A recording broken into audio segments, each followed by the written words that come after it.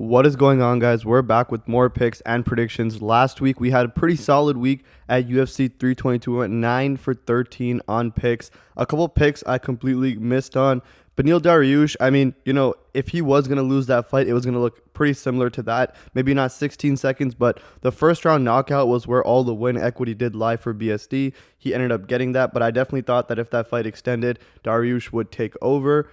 Missed on that one. Sean Brady completely missed on that one as well. Thought he was going to be able to get his wrestling going. We saw what happened in that matchup.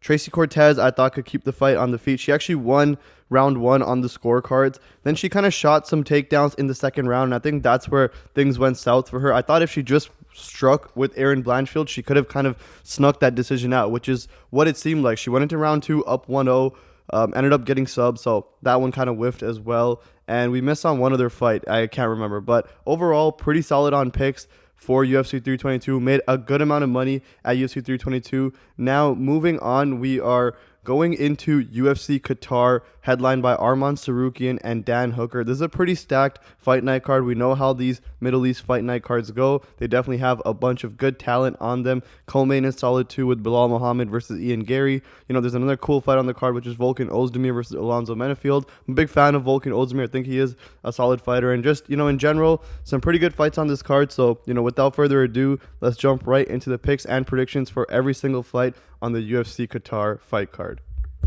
Kicking off this fight card, we have two UFC debuts. One thing you're going to see is a lot of locked characters. You can do a little bit of a drinking game, drink every time you see a locked character this weekend, but these guys making their UFC debut, Marek Bujlo versus Denzel Freeman, and I'm going to go with Denzel Freeman here. I've done a little bit of tape study on both of these guys. It seems like, the grappling is the real threat on the Marek side. He's got good BJJ, but in his tape, he's just kind of looked a little bit slow. And I feel like for someone of like Denzel Freeman's size and strength, the way to beat him here is going to be with speed. Denzel Freeman is the better striker out of the two of these guys. He's the better wrestler too. And I just think that Marek's not going to be able to get this fight to the ground on his own terms. If this fight does hit the mat, I see Denzel Freeman being the one on top. I think that, he's just bigger, stronger. I don't see anything crazy on the takedown side from Marek. And I think that, on the ground, maybe he could pull off a sub here and there. But overall, I'm going to go with Denzel Freeman here. I think he's more dangerous. I think that, he's got the potential to kind of control this fight, impose his game plan. I don't see Marek, being super proactive. I think he's going to be reactionary for this entire fight. You definitely don't want to see that. I know he seems to be like a slightly popular dog with Tapology kind of picking him more than Freeman, and he is at plus money, so maybe some people are kind of enticed by his dog odds. His record looks clean, undefeated, all finishes. I think they're all early too, if I'm not mistaken. Yeah, all first round finishes, so it looks clean, but let's be real, he's fighting cans. He's also looked pretty slow. He doesn't look super impressive. These aren't, some crazy first round finishes. Just go watch his last one.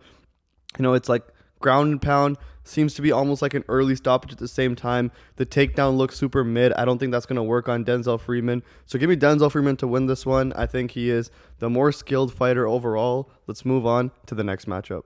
Next fight on the card is Nurullo Aliev versus Shamrock, and I'm going to go with Nurullo Aliev to win this one, but once again, I think this is a fight where the price tag might be a little bit too wide. With all these UFC debuts, it's going to be really tough to gauge like where these people are at this level of fighting. Nurullo Aliev, though, tough debut for sure. He's got great grappling. His nickname is the Tajik Eagle. Big comparisons to Khabib. He looks like him, fights like him. Not necessarily as dangerous with the ground and pound, but has great control on top, will not let you get back up. And Shamrock, on the other hand, is a talented grappler in his own right, fighting out of the UK, making his UFC debut. And I just think that, Shamrock, really fast starter, but the reason why I pick against him here is because he will fade as fights go on. And I think someone like Aliev, it's going to be hard to put Aliev away early in this fight. And if you don't put Aliev away early in the fight and you start fading, Aliev will get the takedowns on you, and especially if you're tired, you are not getting up. So he will kind of bank the next two rounds.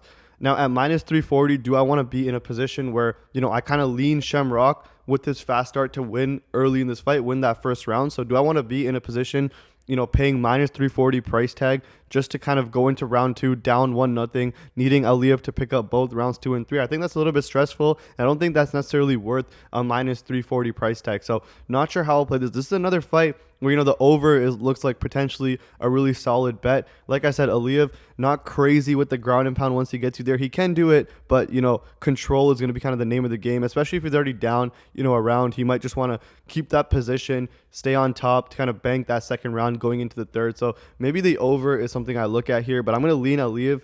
I think the line is a little bit wide. I do think that this fight can be close. I don't see it being 30-27. I think it's a 29-28 decision for Nurullo Aliev. Let's move on to the next matchup. Next fight on the card is Ismail Naurdiev versus Ryan Loder, and this is pretty similar to the way I kind of broke down BSD and Beneil Dariush.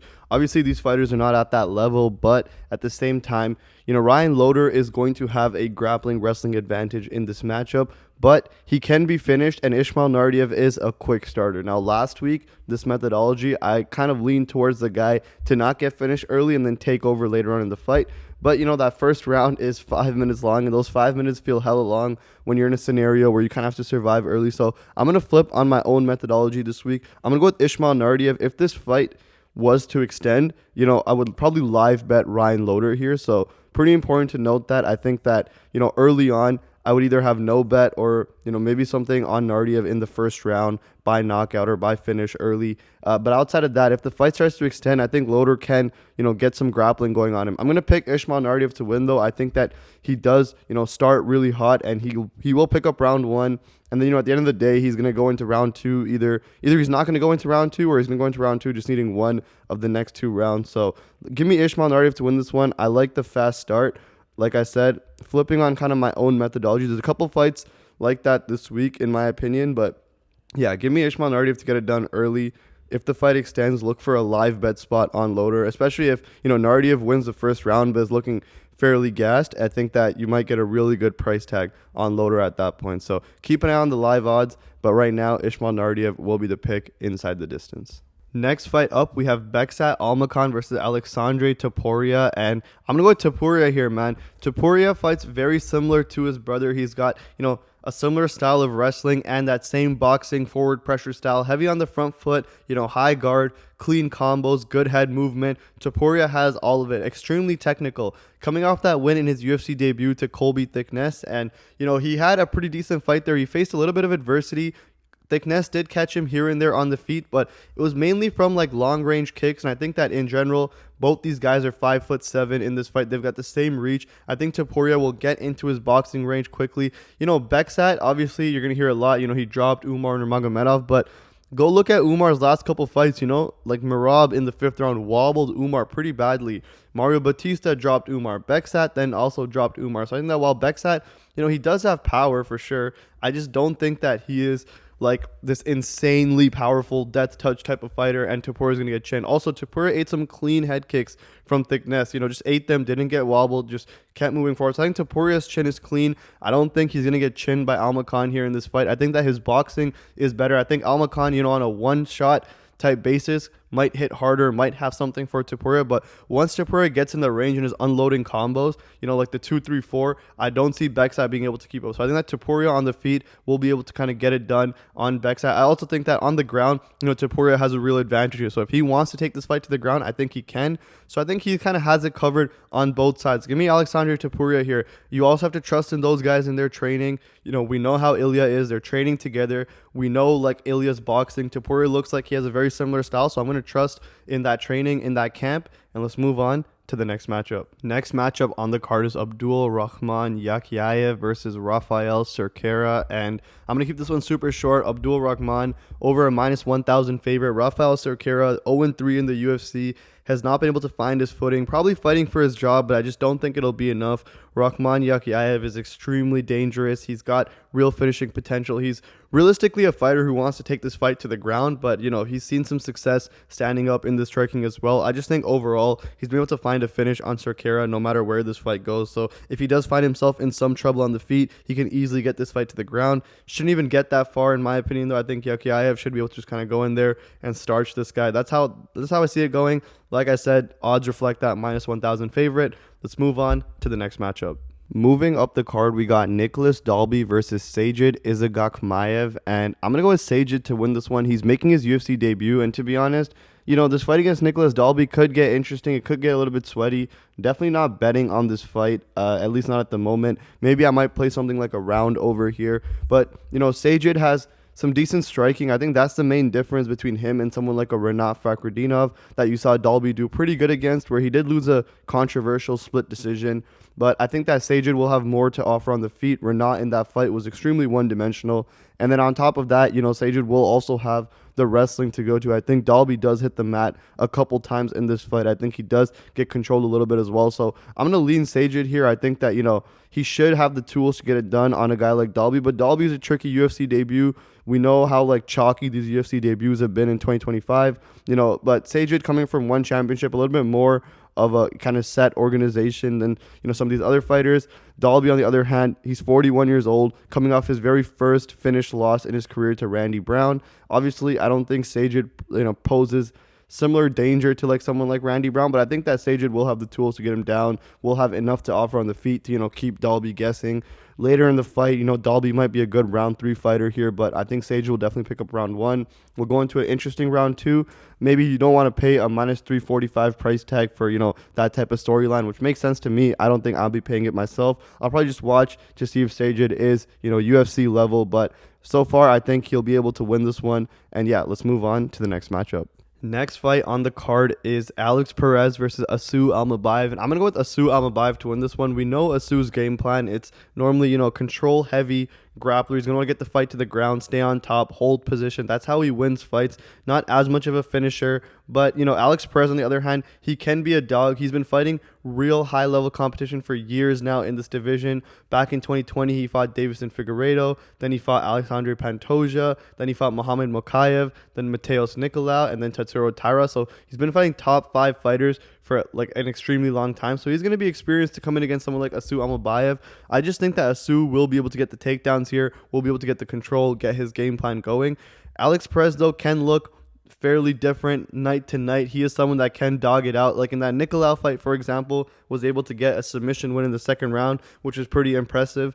And now going into this Asu Almabayev fight, the one thing is that he did get injured in 2024 against Tatsuro Taira, so he's coming off a little bit of a layoff in there as well, which is something I don't really love.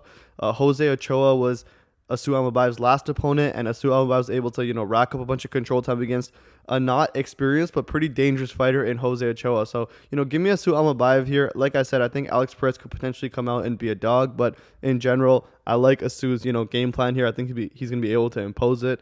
Let's move on to the next matchup. Next fight on the card is Luke Riley versus Bogdan Grad, and Luke Riley 11-0, really solid prospect coming out of England, and Bogdan Grad, he is the more experienced fighter in this matchup. He is the underdog as well in this matchup, but I'm going to go ahead and pick Luke Riley as the favorite. I think that, Luke Riley, extremely talented striker on the feet, has a ton of finishing potential as well, and Bogdan Grad really is going to have to get this fight to the ground. I think Luke Riley is, like I said, extremely talented in the stand-up. Bogdan Grad can get this fight to the ground as well. I think this is going to be a scary fight early on. I can see Bogdan Grad having success early. Luke Riley does get taken down in his fights here and there, but at the same time, Luke Riley in all of his fights is going in with the exact same game plan, is, get this fight to stay on the feet. He's been fighting people that have been trying to take him down his entire career. Now coming against Bogdan Grad, it's no different. Bogdan Grad is going to want to get this fight to the ground. He will shoot early, will try to get it down early. He might have success early as well, but Luke Riley really builds into the fight as the fight goes. I think later on in this fight, Luke Riley is going to be able to kind of stuff those. He might get it done early. He might get to the ground, but second round, third round, he's going to be able to stay on the feet, and I think on the feet, he's going to be able to find a finish.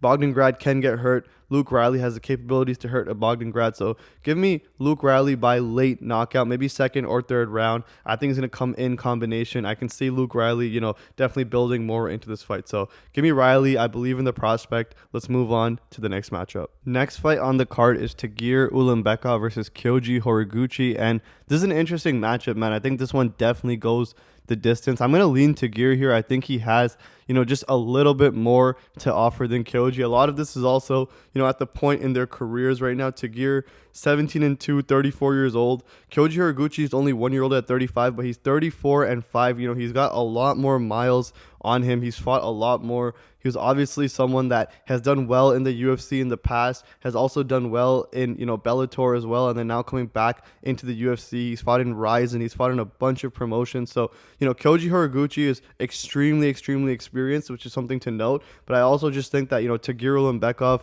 the camp he's coming out of, he's seen extremely high-level fighters. He's trained with extremely high-level fighters. So I'm not going to lean too much into the fact that, there's an experience advantage for Kyoji. I think that Kyoji is, a little bit more on the side of later on in his career. While he is only 1 year older, like I said, he's fought a lot more times. He's got a lot more miles on him. I think that Ulanbekov in this fight can potentially get the wrestling going, but I think realistically this fight is going to stay on the feet a lot more than it is, because I don't see Kyoji Horiguchi getting held down in this matchup a lot. I think Tagir on the feet can just do a little bit more. He's a little bit rangier. He's got a 5-inch reach advantage here as well. So give me Tagir Ulanbekov, man. I think it's going to be a very close decision, maybe even split, but 29-28 at most in this fight. Definitely going all the way. I'm going to lean Tagir. Let's move on to the next matchup. Next fight on the card is Jack Hermansson versus Myktabek Orolbai, and I really wanted to pick Jack Hermansson in this fight, but I'm going to go with Orolbai here. I have to stick with the lighter man skill just being a real thing. We've seen it happen too many times, and that's not, a methodology that I can kind of stray away from.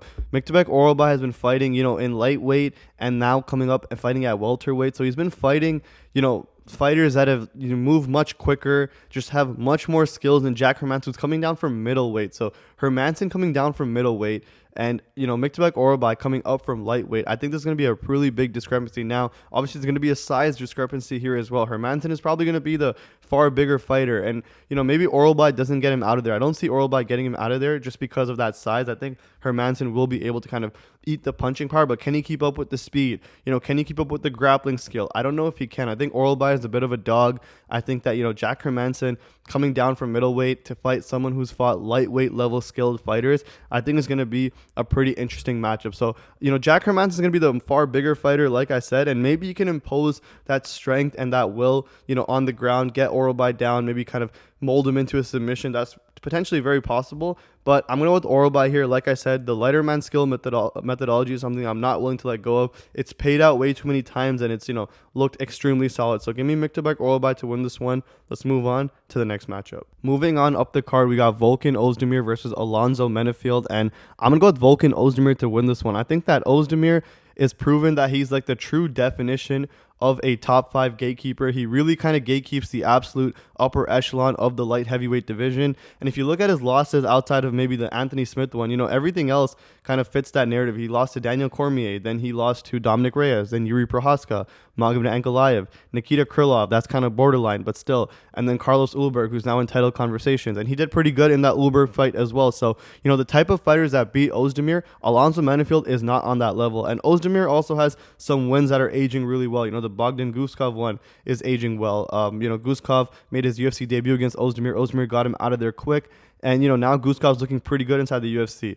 The Johnny Walker one, obviously, Johnny Walker just came off that win over Ming Yang Zhang. So, Volkan Ozdemir, you have to be a level of fighter to beat him. He's got a well-rounded game plan. He's got power. He's got good striking. He's got good wrestling as well. Alonzo Menefield, realistically here, it's more of a puncher's chance. Menefield can knock out anybody. These guys at 205, if they got power, they can kind of put anyone to sleep. And, both of these guys, if I am not mistaken, have been knocked out before in their career. So, both these guys can knock the other one out, but Ozdemir has far more skills. I like the price tag here too. I think it's fairly playable. So give me Volkan Ozdemir to get this one done inside the distance. Let's move on to the next matchup. Next fight on the card is the co-main event between Bilal Muhammad and Ian Machado Gary, and I'm still going to go with Ian Gary in this one. Do I think Ian Gary is a lock? No. Do I think the odds make sense? Kind of. I think that, it makes sense to lean towards Ian Gary here. I think overall, Bilal Muhammad, he's got that real big win over Leon Edwards, which, in hindsight, how was that really aging? Sean Brady did the same thing to him, and, Sean Brady couldn't even touch someone like a Michael Morales when it came to the wrestling. So maybe Leon Edwards just a little bit washed, something to note. At the same time, he couldn't do it to Jack Della Maddalena, and we saw Islam Makhachev just do it to Jack Della Maddalena. So can Bilal Muhammad come out here and just absolutely sit on Ian Gary, just wrestle him to death over 3 rounds? I don't know. Maybe he can. I wouldn't be extremely surprised if he did, but Is that what it's looking like? I don't think so. I'm going to lean Ian Machado Gary here. I think that Ian Gary, is a super high fight IQ type of fighter. I think that he's really smart there. He knows how to manage rounds. He knows how to win rounds for sure. I think the biggest lock on this fight is definitely the over 2.5. Ian Gary is not really like starching people. Bilal Muhammad has a good chin. Bilal Muhammad is not finishing anybody realistically unless your name is Sean Brady. So I think that, Ian Gary versus Bilal Muhammad, the fight definitely goes the distance. And I think that if in a fight that goes to scorecards, Ian Gary is extremely smart at managing rounds. He's pretty quick. He's going to be, really good with his footwork in this fight. He knows what he has to do. He has to stop the takedown here. Bilal Muhammad is not going to have much for him on the feet. And, Ian Gary is not somebody you can lure into like a firefight. If you beat Ian Gary on the feet, you have to beat Ian Gary on the feet at his own game. And like the only one that can do that, the only one that has done that is someone like Michael Venom Page. Now, does Bilal Muhammad have that skill? Of course not. Bilal Muhammad can make close striking rounds with JDM. That's because, he's fighting similar in that boxing range, kind of luring JDM to a similar fight that JDM wants himself to. But Ian Gary's going to make you fight his own game. He's going to make you fight at range. He's going to make you point fight. He's going to make you, go tit for tat. If you kind of rush into boxing range, you're not going to do much with Ian Gary. He's just going to move out the way. He's too quick. His footwork is too good. So on the feet, I'm not worried at all. I think that Ian Gary will be able to kind of take over this fight because in his world, Bilal Muhammad is not beating him. Now, on the ground, obviously, I think Ian Gary is actually a solid grappler in his own right. Do I think his grappling is overrated? No, I don't think people rate Ian Gary's grappling super high. I think people know that Ian Gary is a well-rounded fighter. He's primarily a striker, but in certain matchups, he knows he has a wrestling advantage. You can kind of take advantage of that. This one is not one of those fights where he has the grappling advantage, but I still think that he has enough defensive work to be able to stop Bilal Muhammad from imposing his game plan. So, give me Ian Gary here. I think it's a close decision. Maybe it's, a good 2 rounds go to Gary here. I think he definitely wins the first round. I think Bilal Muhammad is going to really have to work in the second and third. I don't see him picking up both. So give me Ian Gary to win this fight on the scorecards. Let's move on to the main event. Moving on to the main event, we got Arman Tsarukyan versus Dan Hooker. And I don't really have to break this one down too much. We kind of all know how this fight is supposed to play out. Dan Hooker is a dog on the feet. He can really, eat a bunch of damage, get in your face. Arman Tsarukyan is fairly clean on the feet at range. He's got some good kicks to him. That axe kick on Oliveira is still extremely impressive in my opinion, but outside of that, Arman Tsarukyan's main game plan is the wrestling in this fight. He's been out for a while, but he's been doing a bunch of grappling matches in the meantime. He's been training with Hamza. There's no reason to kind of pick against Arman in this matchup. He's going to get this fight to the ground, and that's going to be where a lot of this fight plays out. Do I think Arman finds a finish on Dan Hooker? I actually don't. I think that Arman doesn't find a finish on Dan Hooker. Obviously, this fight is 5 rounds, but I think overall, Dan Hooker is going to kind of keep this fight alive. I don't see Arman knocking him out, and, I don't see Arman subbing Dan Hooker. Arman doesn't get that many submissions. He's got 5 submission wins in his career out of 22 wins overall, and, Dan Hooker doesn't get knocked out that much. He's got 3 knockout losses. So I just think that Dan Hooker can keep this fight alive. I think it goes all the way. And I think Arman Tsarukyan wins with a bunch of control time. So we're going to go back-to-back main events that are wrestle heavy, control time heavy. If that's something you don't like, it is what it is. But overall, from a betting perspective, you got to pick Arman Tsarukyan. One thing I will note in this fight, though, Arman Tsarukyan, a minus 500 favorite. You realize that is insane, that Arman Tsarukyan is almost double the favorite that Islam Makhachev was against JDM. I think that, Dan Hooker is more live than JDM ever was in that fight against Makhachev. That's just my opinion, though. I think Dan Hooker, we've seen him kind of make the fight dirty with someone like Mateos Gamrot, win that split decision. So someone like Dan Hooker, I think, is more proven against this style. Do I think he wins? No, I don't. But I think that Arman Tsarukyan being a minus 500 and you got Makhachev at like a minus 250, 280, depending on when you bet him, I think that's insane. I think that's like a pretty weird way to look at this. But overall, I'm still going to go with Arman Tsarukyan to win this one. Do I think it's as dominant as Makhachev? No, but I think he still gets this one done. And that does it for all the picks and predictions for UFC Qatar. Thank you guys so much for tuning in. If you did like the video, hit the like button and subscribe to the channel. We're dropping these every single week to break down these fights. Check out our short form content as well. We do some fun content on shorts on YouTube and Instagram and TikTok as well. So check us out there if you do like it. But overall, good luck to everyone. Like I said, we had a decent week at UFC 322, went 9 for 13. Let's see if we can improve on that this week, do even better. We got another 14 fights this weekend, so let's see if we can improve. And yeah, good luck to everyone on their bets. I will see you guys next weekend.